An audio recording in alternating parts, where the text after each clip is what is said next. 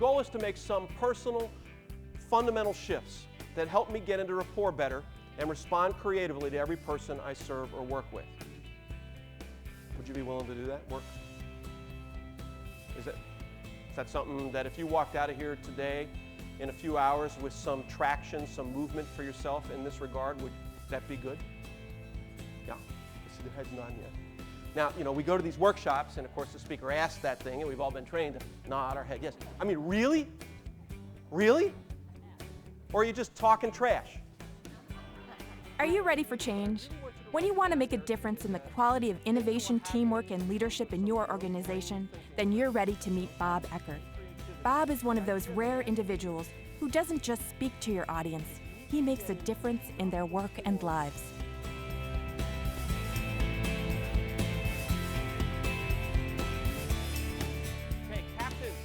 As complicated as it is to change behaviors and attitudes in your organization, Bob is extremely persistent at working to help people see that there is another way to work together. He helps people commit to bringing innovation, teamwork, and leadership into their groups and organizations.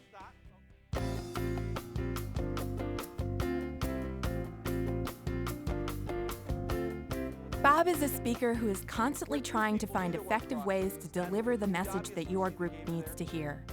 His high-impact approach emerged during his formative years while guiding convicted felons through a 28-day outward-bound type wilderness program.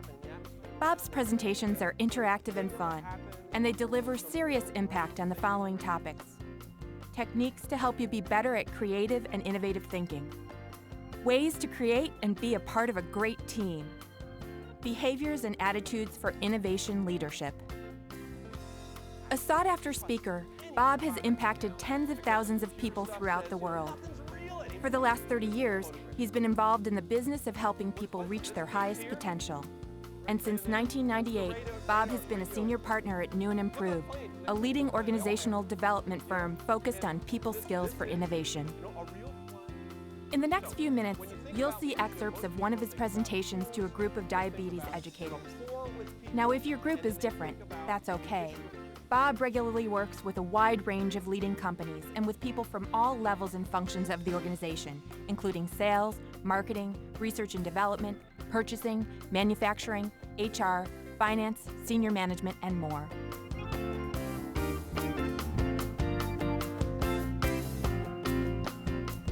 The part of our brain I want to focus on a little bit more extensively is the brain stem, the more primitive area of our brain, which is really about surviving and reacting. So I want to think about it in that particular way. So you want to see how you behave when you're in your primitive brain. Watch their behavior. We like the gator. We've chosen the gator as our primitive brain metaphor. So the gator brain. When we're in Florida, we have to be careful about that. But the people from University of Florida, well, what's wrong with the gator brain? But as they say, from their gator brain. So our gator brain, Bob's gator brain, your gator brain, this is its purpose in life. Its purpose in life is to find food, protect its territory, and reproduce. I give this presentation to a predominantly male audience, and I get a dumb look from the guys that says,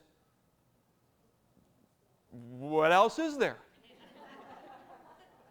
And now you are all thinking, that does sound a lot like a lot of the guys I know. There is more.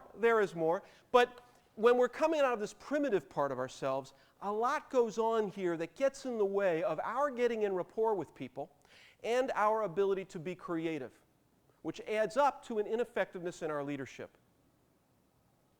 And you and I have got to try to do our very best to start to override some of this. Now here's the thing. Are we where we need to be in the craft of diabetes education? Are we where we need to be? We just need to do more of the same thing, and that'll be fine, right? The only problem is numbers and money. We get more people doing the exact same thing, everything will be cool. No, I see you saying no, right? So there needs to be some change, correct?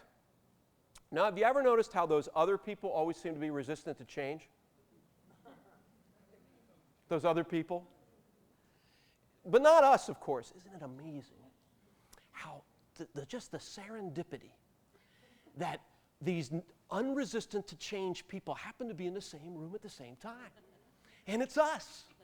It's the rest of the world out there that's the problem. Well, of course. And there are plenty of people that we could each find in our lives that will gladly make the list of all the times we've been resistant to change that would have been good change to do. Oh no, I'm only resistant to the bad change. Yeah, okay. That's what we all say. So here's what happens when your gator brain is greeted by something new. When it's greeted by newness, it either wants to kill it, run from it, or mate with it. So kill it. That's a dumb idea. Run from it. I'm busy doing other things. Mate with it. We've tried that idea once before and it didn't work. And how many times have you been trying to solve problems and you hear those responses, either in yourself or in the people you're with? That's our habit. That's our primitive habit when greeted by something new. What I'd like us to do is to kind of warm our brain up a little bit and try to get past some of the things that will get in our way and energize our own innovative brain, if you will. Cross your arms for me, if you would. And I want you to notice which arm is on top and which arm is on the bottom. Now take your arms out and recross them the other way. So the opposite arm is on the top and the opposite arm is on the bottom. Some of us are like, right? It's hard to do. It's not quite as comfortable, is it? It's comfortable doing it the way we've been doing it. Now, one's not better than or worse than the other. I don't care what your grandma said. It's not handedness. It's just a habit. That's all it is a habit. There's another one. Try this real quick. Just clasp your hands.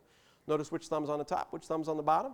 Reclasp your entire hand so that all of the fingers change, including your thumb, so they're opposite. It feels weird, doesn't it? It's evil. No. It's normal. It's just different. It's different than the way we do it normally. I'm going to suggest to you that we have habits when we try to be creative too.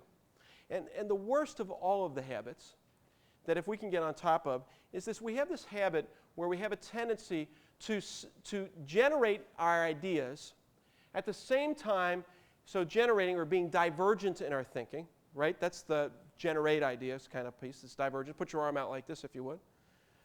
Give me some words that describe this posture.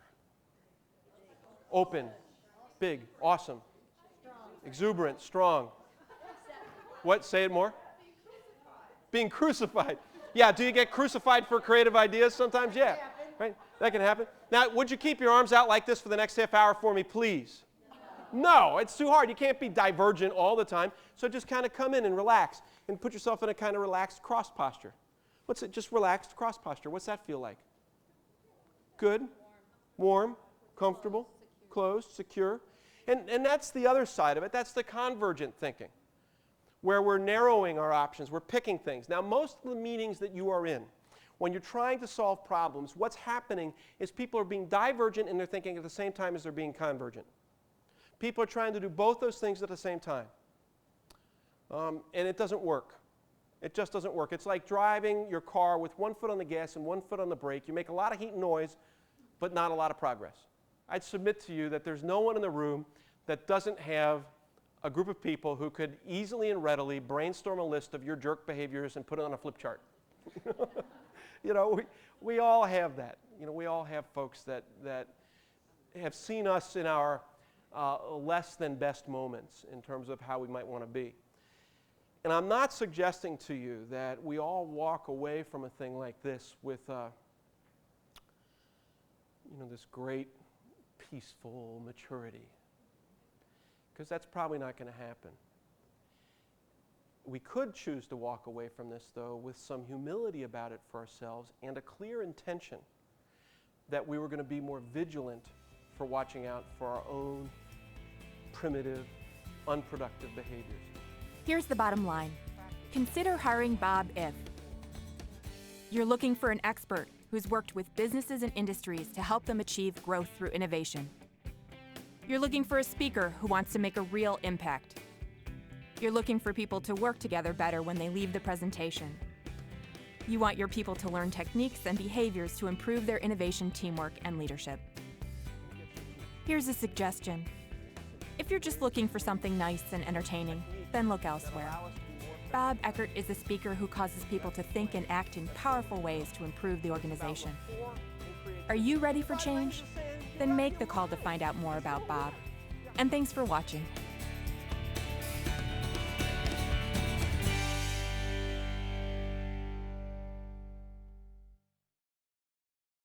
I want you to see something.